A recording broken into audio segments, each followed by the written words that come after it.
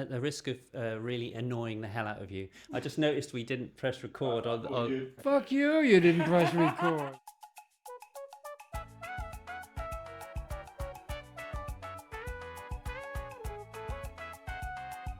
Something that I'm slightly obsessed with, because I'm a member, as Larry David, I don't know if you're familiar with Larry David, he talks about being a member of the bald community. And I'm always saying to Fred about not worrying about going bald, because actually the coolest guys, and you may even be the coolest member of that community. I don't know if you identify in that way. I owe this to Maggie, because you saw... I convinced him that less is more at a certain point. You know, when you're hanging on to shit here and there's nothing here, it's like, wait a minute. Yeah, she said, pare down to your basic self. And I shaved my head, maybe even you I did trimmed it, you did it. And suddenly it was like a new me emerging, newborn. And I thought, I love the look. I'm going to go for it. So, you know, we're in the same game. I'm so pleased I brought that up. It seemed like a vain and kind of preposterous thing to ask someone. I saw a great T-shirt once that said, God made a few perfect heads, the rest he put hair on. No, that's fantastic. And just now, Joel, you were showing us a picture of Maggie and you 5 days after you met, and the energy was palpable, you know. Yeah, well, what was it like? Well, we can both share on this, right? But it was an astonishing meeting. There's a great story to it. But there was a kind of instant understanding that the woman that I've been looking for my whole life, I just met. And I didn't know what kind of woman I was looking for. But the spirit that Maggie showed, and the way we engaged, the innocence and directness of the way we engaged, was so profound that after we parted, we had been together for all of 2 hours. Maybe? I went up the street to a restaurant in Provincetown, and I walked in the door. My friend was the owner and the chef at the restaurant, and she took one look at me and she said, "What happened to you?" And I said, "I just met the woman I deserve." Wow. So that was how powerful the incident. Well, there's a whole section in the book of pictures of Maggie, and I've got pictures of every woman that I've been involved in, you know, and I actually was going to do a project, very self-indulgent, and I'd have to get their permission, because I think we're formed in relation to other people, and those relations have enabled me to be a father and be the person I am, and that's what I really connected with that little series of you and Maggie, and it's such in the actual film. It's beautiful, and what struck me was the contrasts between your upbringing, and I was interested in. I don't know if you as a psychotherapist. Once upon a time, you were into attachment theory and about how your kind of childhood kind of can impact the kind of relationships you subsequently have. And the little vignette when Joel there's a photograph of Joel and you look like such a happy kid. It brought a tear to my eye. There's just one photograph and it says it all. And then they go into a little biography for you, Maggie. And it's almost like you guys are kind of very, very different, but you come together and you dovetail beautifully. Yes, which we wouldn't have done if it had been, honestly, 20 months earlier. Because 20 months earlier, I got clean and sober. So you said just now about relationships and how they're formed really from the experiences we have in childhood, right? So obviously I had quite an interesting childhood, and most of the men and subsequent husbands that I chose were erroneous choices, you might say. Did I learn from all those relationships? Yes, but at a certain point I realized that I was stuck in the way that I chose. And so when I got sober, about maybe a year later, I went into therapy. And my therapist later told me what I said in that first session was that I came there for three things. I wanted my creative life to be more expressive. I wanted to be financially independent, and I wanted my soulmate. At the time, I was divorced for the 4th time. And my therapist said to me in one session, so what kind of man do you want to be with? You know, it seems like such a simple question, but I said, I don't know. And he said to me, then how will you recognize him when you meet him? And he gave me homework. He said, before you go to sleep each night, I want you to meditate on that question. And a couple of sessions later, I went in and I said, I know what I'm looking for. I want a man in his, I was 44. I want a man in his early 50s who is very successful at what he does and loves what he does. And the kind of man that at the end of a hard day would stroke my head and make me a cup of tea. And literally 4 weeks later, I met Joel. Wow. There was a wonderful story on Desert Island Discs. There was a guy who was an Oxford professor, and he was talking about how he met his significant other and how he proposed. And he said he acknowledged his failings, but he said, I promise you, I will come to you every day and wake you in the morning with a cup of tea. And I thought that's something that I always buy into. I always think, actually, for my previous book, the divorce book, I interviewed a counselor, and she said it's like a bank account. You have to choose that person every day, but the bank account analogy is such that you have to pay into that relationship. Oh, absolutely. And consciously. Yeah, it's work. Yeah, it is. Yeah. But it's an investment that does reap quite a lot of interest. Yeah. So would you say that you guys are sort of more than the sum of your parts? Oh, that's a great question. I think so. I think so. Gosh, I find that really hard to say. I don't know if I want to be. No, I definitely think we are. Yeah. I think because it's what you get from each other in the exchange. The dynamic of the exchange is the sum of your parts. And so you evolve, both of you, in your own speed from the relationship. And so I always have said that, Maggie's made a man out of me. Before that, I was less formed. But having to be with a real woman and not be fearful of having an engagement or an argument, it allows you to really be honest with yourself and your partner. And from that honesty, you emerge as the person you can become, rather than something that's been stultified in some way, or depressed, or minimized, or shunted aside. Because earlier relationships, my first long 28-year marriage, didn't have the kind of exchanges that we have. I mean, my partner at the time would, if there was any disagreement between us, she basically ducked and went away and cried. And so she was out of reach for days and would hold a grudge. With Maggie, there's never a grudge. So if something comes up that is, a discourse between us, we have it, and it's over, and it's gone, and life continues. And you ride that wave to a kind of new place in your lives. So, yeah. Well, I think so. I think also it's that, in relationship, you have the things that are opposite, that are different between you, and you have the thing that actually annoy you. Let's be honest. Joel is a Pisces. He's very even-tempered. His life is sort of like gentle waves. I'm a fire.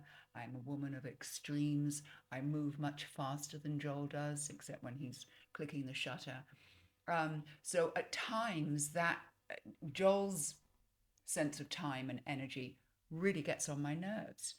But at other times, I realize how important his way of spending time is. That where I maybe go fast, straight ahead, Joel is open and looking at the whole picture all the time because he is slower.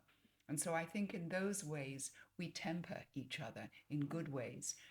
When we're not annoying each other from those places, we're definitely learning from each other. And I treasure that. Yeah, I do too. I think my sense of directness, at least in terms of responding to things, or certainly with you, has been sharpened greatly from it. And I really feel the reward has been great for me.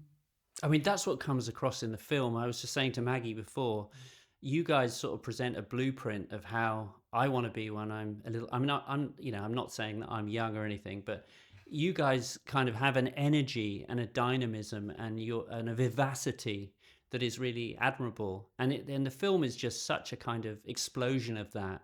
I mean, I just say it really is a masterpiece. I mean, it's the best documentary I've ever seen. I mean, it's an extraordinary piece of work, and to credit to the filmmakers, I mean, they did such a great job. The other thing is it has those parallels of, you know, you have two extreme kind of two equally valid artists, and one getting enormous validation and one not getting any validation. I mean, that's an interesting area. I mean, sometimes not getting the validation can be a kind of driving force, and sometimes getting so much validation can make you complacent. I mean, do you just and also the other thing, that's an interesting thing to discuss. I mean, how has it sort of affected your practices, and how does your practice sort of interweave? Because it's obvious from those photographs that Joel took of you that you're his muse, but is he your muse? Joel's certainly my inspiration, and Joel is an example to me of when you have a creative instinct that you follow it no matter what. Um, so, yeah, obviously you can see in the film that Joel's level of success and my lack of it in terms, and we're talking about success in terms of recognition out in the world, right? One has to come to redefine what success really is, which fortunately I have done. But during the many of the years that we were together, I wanted what he had. You know, I mean, any artist who says, "Well, you just make the work for yourself," and bullshit. You know, you do. If you're an artist, you make work no matter what. So even though I was always getting rejection from publishers, I still kept making the work, and I believed in the work. But yeah, I wanted what he had. I wanted validation out there in the world, and probably more so because I'm adopted. And I think that adopted people, especially if they didn't end up in a particularly great environment, have a sense of rejection that is their birthright. And so any kind of rejection can really hit in that wound.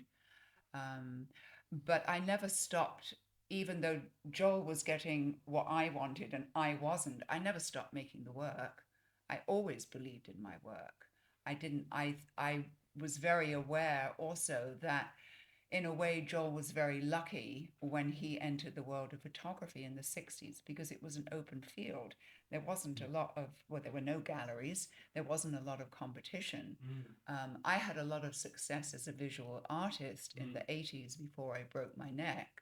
And when I broke my neck, that ended the career that I had at that time as an artist because I was working in very large canvases and I could no longer hold my arms up. Um, so I had success, and then I had to reinvent myself. It is interesting to reflect on the time that you were doing it, Joel. You know, you were working alongside your great name up there on the Mount Rushmoore. You know, people that I kind of, you know, had these fantasies about. You know, would think about, like you actually met them, like Diane Arbus and obviously Gary Winogrand, who you were friends with. I mean, but it was such a kind of new and dynamic time.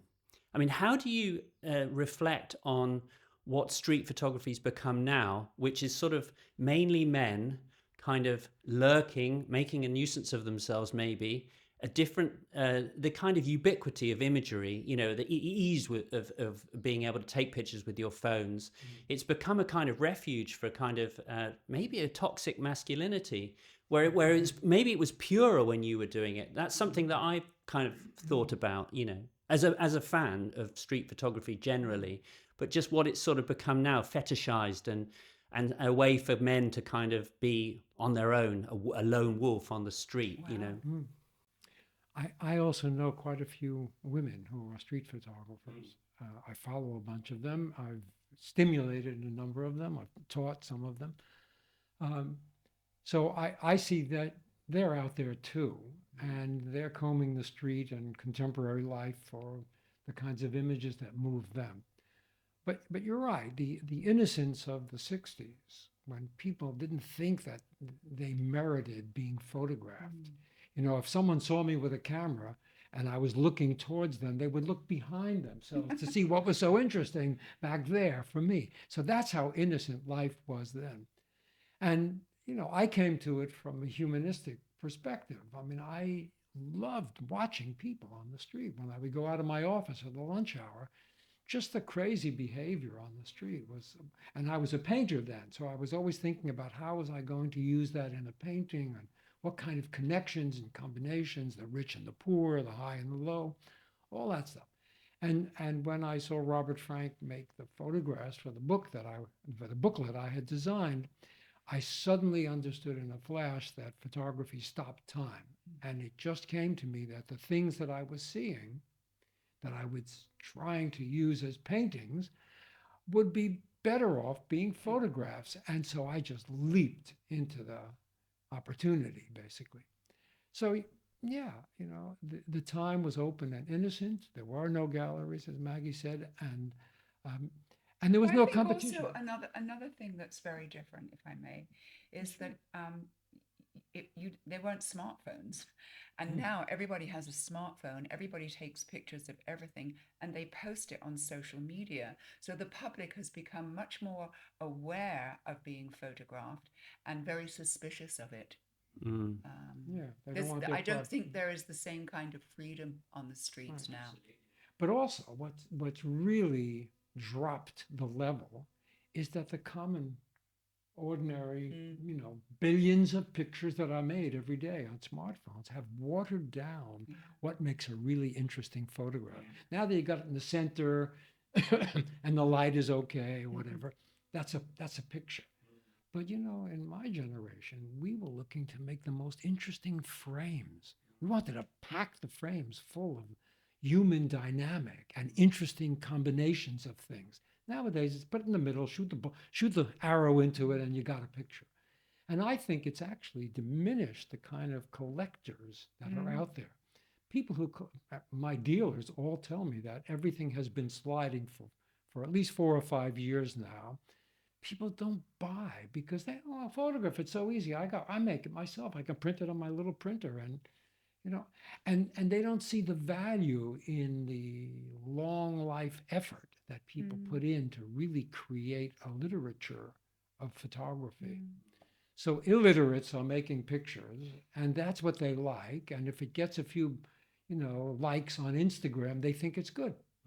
Yeah, So and, it's and, shifted. and also, you know, photography and also publishing, it's all about numbers, you know. How many followers do you have? How many books can we print, you know? I remember, I'm not sure if it was Philip Roth who said around before he died, so probably around 2000 or something, that when he started out, a publisher thought it was great if they could print 3,000 copies. That was a big deal. And he said, you know, if you sat in your living room and 3,000 people passed you, would that be enough for you to read your book? But now if you can't get 100,000 people to read your book, and again, you know, with what the smartphone did to the world of photography, the computer did to the world of writing. You know, you type something on the screen, it looks really perfect, right? So let's publish that. Everybody became a writer in the 90s. Absolutely. As did I. So my point being that the field was crammed when I entered it.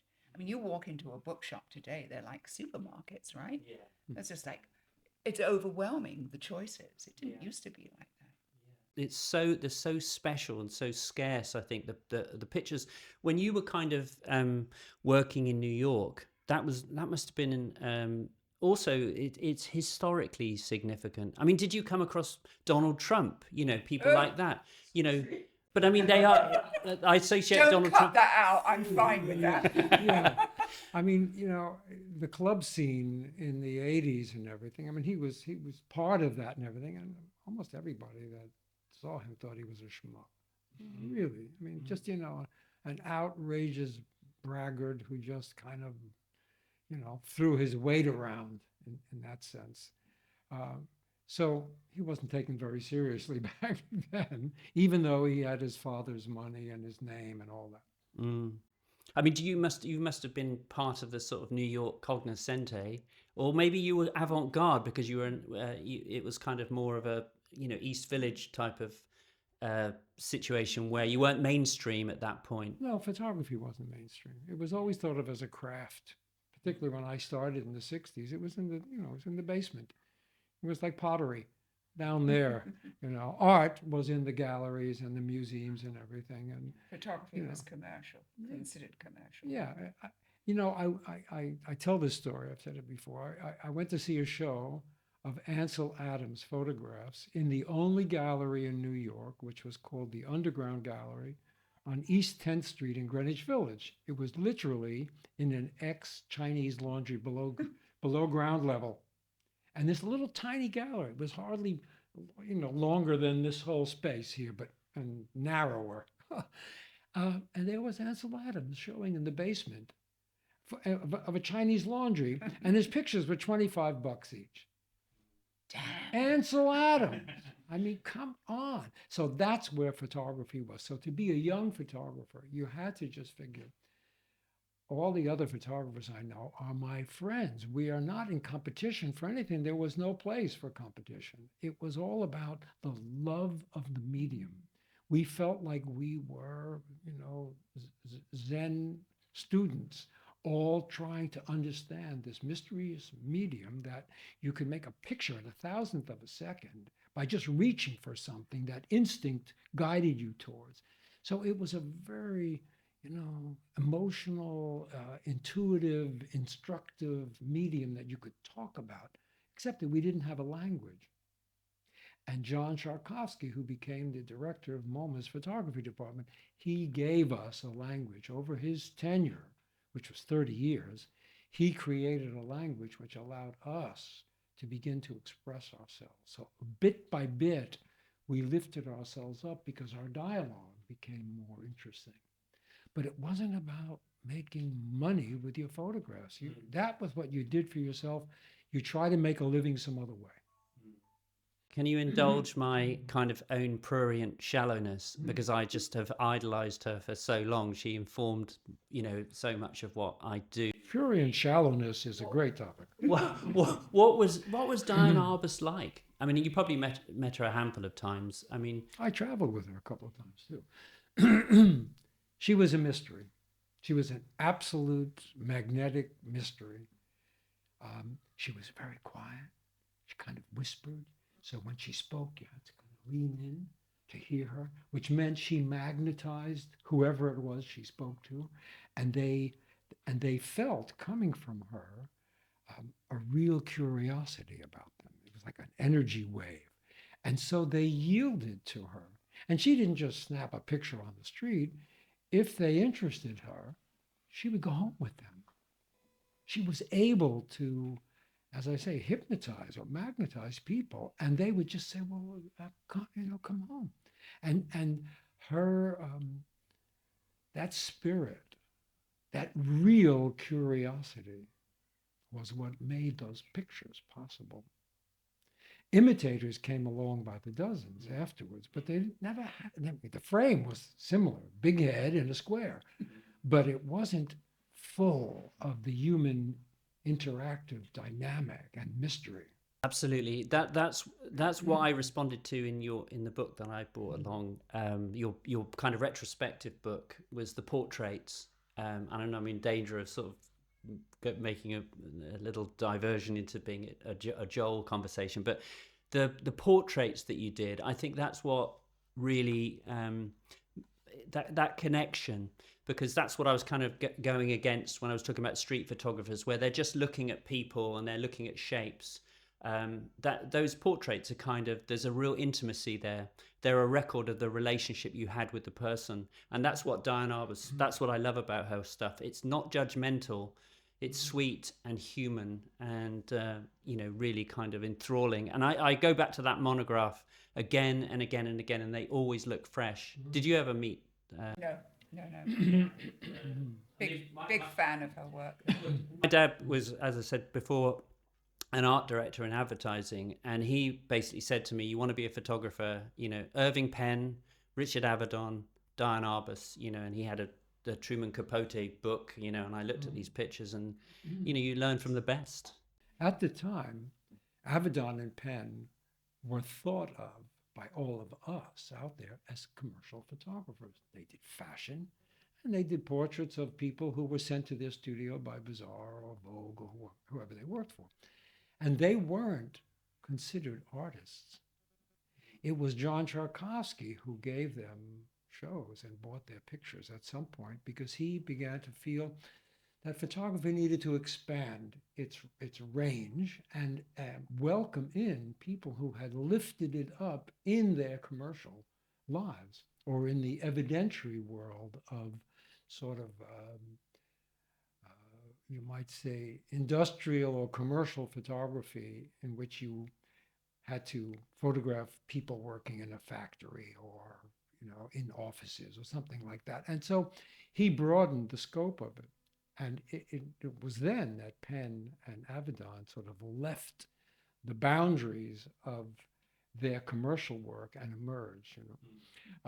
I didn't take much, direction from their works.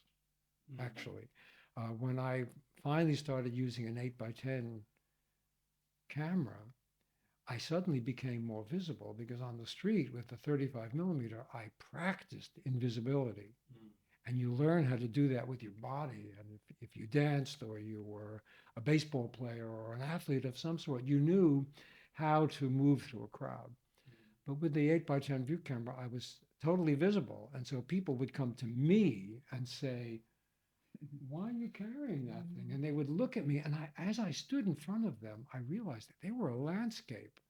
Their face, their hair, their freckles, their clothes, the way it fit, the way it didn't fit. I mean, all of that stuff became a subject. But the tables had to be turned on me in order for me to recognize that they were a subject. Before that, portraiture was not anything I did for a personal And were you satisfaction. part of that, Maggie? That kind of transition, that sort of evolution of Joel's practice? I was in the way that the art world started, the commercial world started drying up photographically, and Joel in the 90s, we met in 1990, started going from I mean, he always did his work, but he earned his living also from the commercial work. So I saw the transition for him during the 90s. And then you collaborated. And then we collaborated on 2 books together, one on Tuscany and one on Provence. Yes. And actually, at the very beginning, right when we met, I was just tailing off on my commercial work.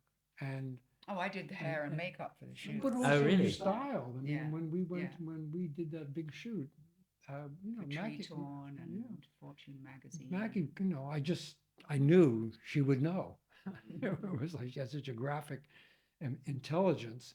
And so I just said, hey, let's do this together. You can see it in the photographs that he took of you. You have a kind of binary kind of, like a good stylist. It's just either or. It's not Yeah. kind of, there's no grey. So that must be lovely to collaborate, but it must bring its own kind of issues if you're. We collaborate really, really well. I mean, when we started working on the Tuscany book, which was the first really big collaboration that we did, we knew right from the beginning that the photography and the writing had to stand alone on their own. Yeah. People would say also, were you describing what Joel was doing? No fucking way. So, we would be traveling in Tuscany, and the wonderful thing was that something would strike us and we would both go, oh, Yeah. almost at the same moment, look at that. And that's when we knew, that's when we would stop. We would stop the car. Joel would get out, set up his view camera. I'd get out with my journal and pen. And so what we were doing is recording what that gasp was about. So for Joel was framing the gasp. I was going below the initial gasp to find what exactly am I responding to. It's very easy to say, oh, that's beautiful. Oh, look at the light. But what is it doing to you? And so we could really say that you could take those books, the Provence and Tuscany, you could take the writing and the photography, separate them, and they stand alone as bodies of work. But what they did together was make the third voice. And for us, particularly the editing process, where you might think that a couple could compete a little. No, it was just, it was very, very simple for us. We could immediately see what the rhythm needed to be. Obviously, there did need to be more images than text for those particular works. And it was just a wonderful experience, wasn't it? Yeah, it taught us a lot about, the communion that we had together and with the landscape, and how to lay the book out so that it moved and flowed in that way. What was interesting, though, that I learned from that is that if you give somebody a book of photographs and text, they ain't going to read the text. They're going to look at the photographs. And I remember somebody coming up to me like 5 years after that book was published, and it went into 3 editions. So I just read the text. The book is a whole different thing. So again, we were equals, absolutely equals. But once again, out in the world, it was Joel Meyerowitz's book. Yeah. Really interesting. I mean, that's just saying something about where we're at, isn't it? As a civilization, that we'll go the easy route, what we consider to be. Look at the photographs, flip the page. The well-trodden path. Yeah, but to actually commit to reading something is a whole other thing. That's exactly right. I mean, the book I gave you, the Survivor book, with Howard. No one probably reads Howard Jacobson's introduction, however brilliant it was. But you see, for me, it's the exact opposite. When I see a photograph accompanied by text, I want to know.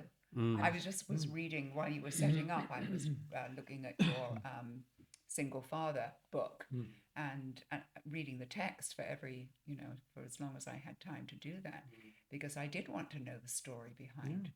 And I was looking at the divorce book and reading the text. Did you read about my divorce? Yes, I did. Of course.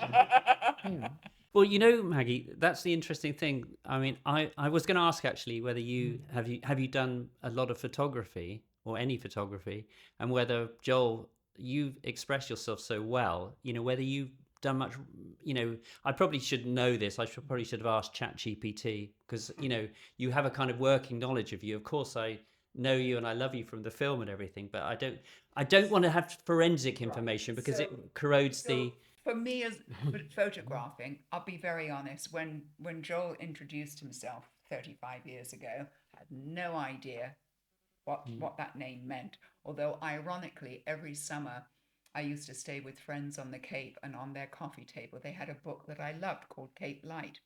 Right. But photography meant nothing to me. I wasn't interested in it at all.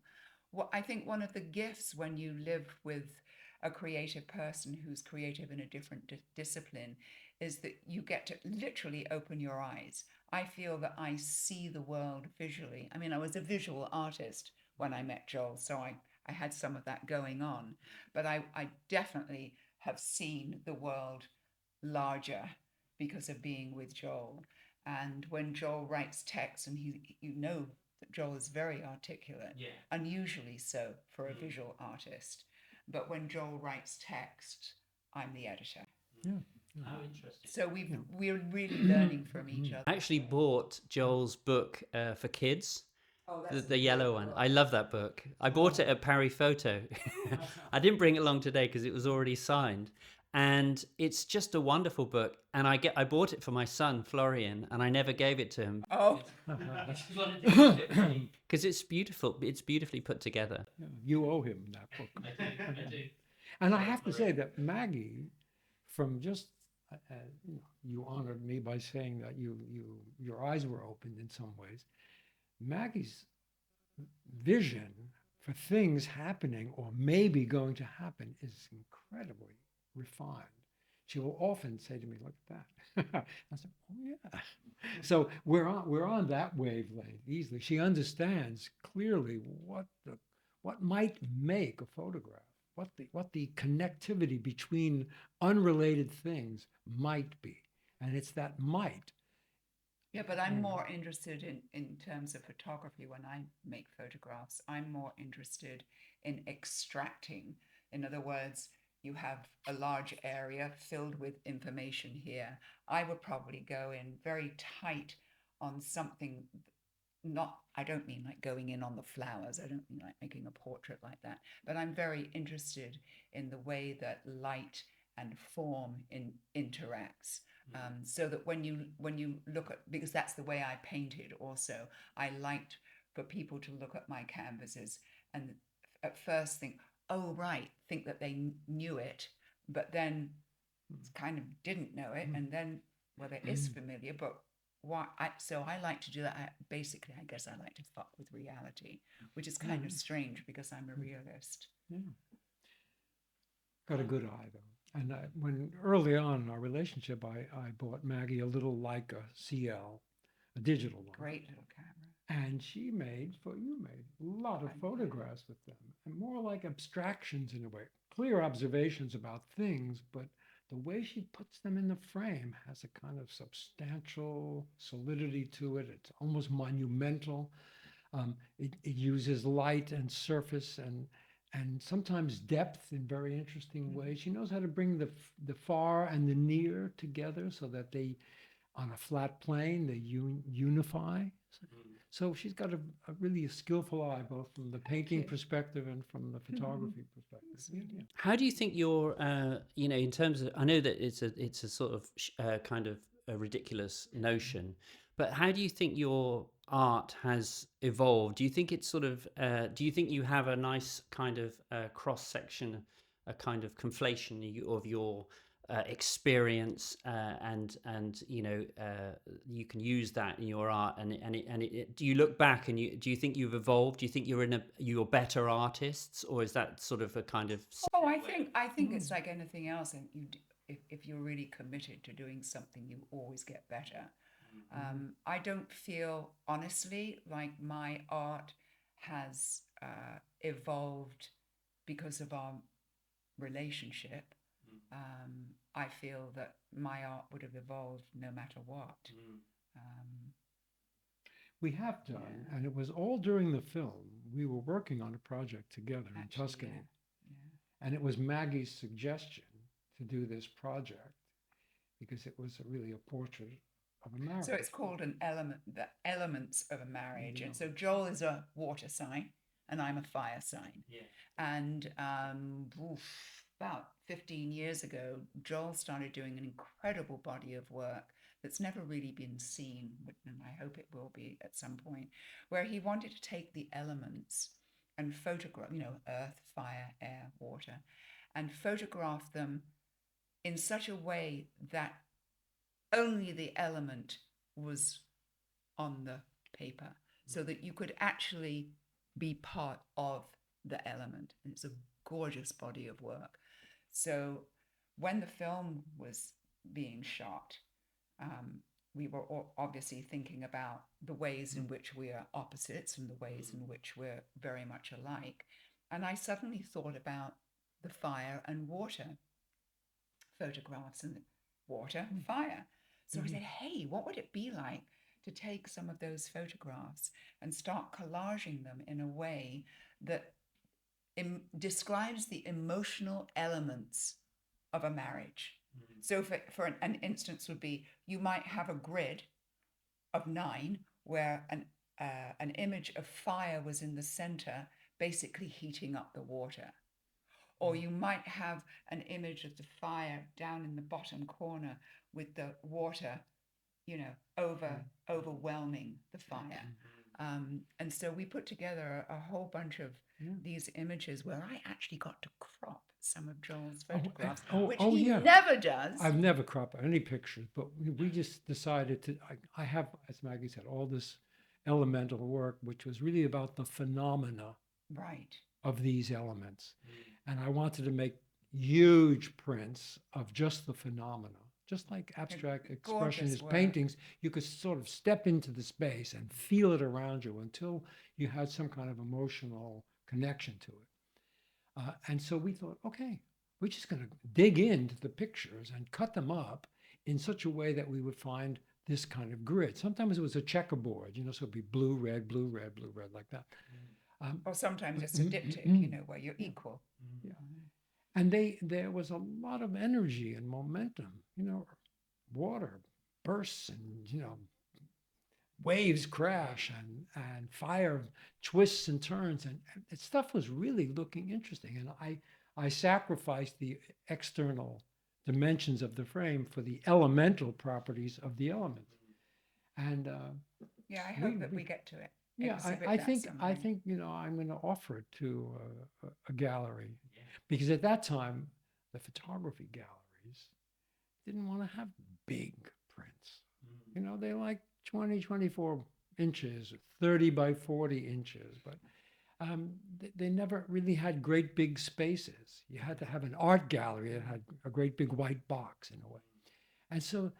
And I think they didn't feel that their client base was going to pay, $100,000 for a big print or something like that, which is their shallow, I think it might have come round because I photographed Gary Fabian Miller, and he does cameraless photography, and they're very abstract, just by exposing photographic paper to in color enlargers. And I think there seems to be a kind of calibration in how people see that. I imagined you doing a project a bit like Harry Callahan. I love those pictures that he did of his wife Eleanor. They're kind of very romantic. And when I remember my youngest's mother, who's a photographer, Abby, when I first met her, I gave her the Harry Callahan book, and because we used to photograph each other and everything. Sadly, that relationship, after 10 years, we split up. But I definitely think there's something kind of wonderful about that collaborative process. But you must have a kind of huge reservoir of pictures of Maggie. Thousands. I mean thousands. If I type in her name into my database, thousands of pictures come up. That's another question I was going to ask you. It's banal and kind of logistical. So, especially with your World Trade Center pictures, they are kind of bigger than one photographer. They are kind of a historically significant artifact of something that has turned out to be a paradigm shift, epoch-making event. The world is a different place because of what happened back then. What do you do with your negatives when they're that precious and that important in terms of human history? Entire body of work scanned. I mean, the necessary ones, which is about 4,500 images, have been scanned. And that makes the core of it and everything. In fact, I wanted Maggie to partner with me in World Trade Center work. And we went down together. I took her in. I had this badge, which was a fake that I made on the scanner. And so we went in together, but it was, maybe you could say why you couldn't do it. Well, first of all, it was a very dangerous environment. I mean, you walked around the site, and we're talking about the second week after it happened. And, I mean, they call it the pile. It was, like 4 stories tall, more. With jagged metal hanging out. I mean, let's face it, it was a before and after moment for the entire world. But at the same time, I'm not American. And I grew up at the end of the war. So my early years in this country were hearing stories about the war, 5 years of it, 5 years of this country being bombed. And in no way do I want to diminish the horror of 9/11 or the terrible deaths that happened. But it was one incident and 3,000 people. It wasn't 5 years where you might go out to work and when you came home, your house wasn't there. And so my European and English friends in America, we all felt that actually we needed to step back and be very quiet because the trauma was happening to Americans, and it was very frightening for Americans because until then, America was sort of, erroneously, of course, but everybody sort of felt like, well, America was the one safe place, right? nothing, you know, yes, the Americans went to war in World War II, but America wasn't bombed. And so when this happened, it was really an American trauma that I completely understand, but I felt that because of my background, as did all my European and English friends, we felt that we just couldn't relate to it the same way. And so we all stepped back. And for that reason, I stepped out of the project because I didn't think that I could do it the justice that it deserved. So would you have been writing about it? I would have been writing about it, yeah. Instead, what I did, which actually was more important, was I was the haven for Joel to come home to.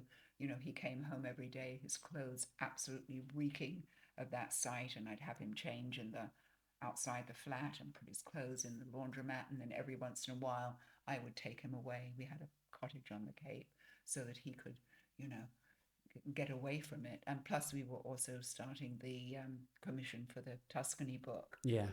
So yeah, in that way I felt that that was a more important job for me to do. Did it take its toll on you? Yeah, I mean,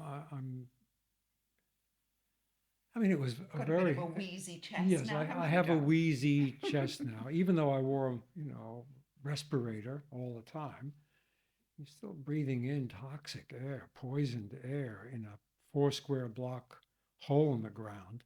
And, you know, everybody I knew down there was sick. Many have died. Many I had a cluster of 11 detectives that were my protecting body. And most of those guys died. And some who have survived, you know, don't have a lung or a kidney or something because they inhaled so much crap. It was terrible. I mean, in the film, this is going completely off a different tangent. I was struck by how extraordinarily fit you are when you're doing your exercise. You're doing the kind of like sort of yoga type thing, and yeah, I like to work out every morning. Let's say 5 mornings a week for 40 minutes of just stretching and, you know, staying flexible and fit like that, so that I can get up out of a chair or a couch without having to look for some kind of support. And I can bend down and tie my shoelaces and even run for the bus. In fact, in that scene, on the wall behind me, because I'm this way, on the wall behind me are some of the fire and water pictures that we were assembling them in that room during the time. And you know, they filmed us doing that work, you know, many times, but didn't make it into the film. Wasn't necessary, you know. Yeah, and also I had a good long life of swimming regularly, long distance, open water, pool swimming, and biking. So I was always physically fit. And you, Maggie, as well? Yeah, I was a dancer professionally. Although you probably made some poor choices when you were younger, you know, with regard to health, perhaps. I don't know, maybe making assumptions. Drinking, smoking, and snorting cocaine. Exactly. Yeah. But, you know, you obviously have a cast iron constitution.